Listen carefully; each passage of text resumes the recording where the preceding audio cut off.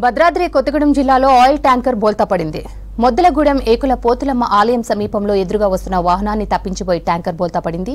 కాకినాడ నుంచి హైదరాబాద్ వెళ్తుండగా ఈ ప్రమాదం జరిగింది. ఆయిల్ తీసుకెళ్లేందుకు ట్యాంకర్ దగ్గర బార్లు తీరారు గ్రామస్తులు.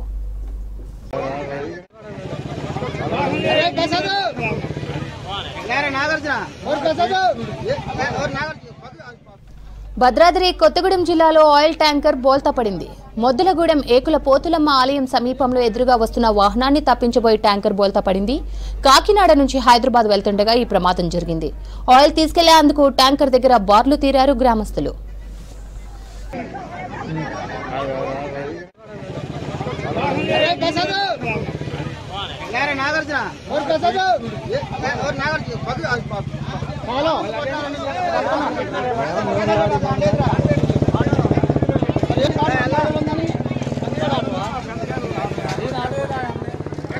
కంపెనీ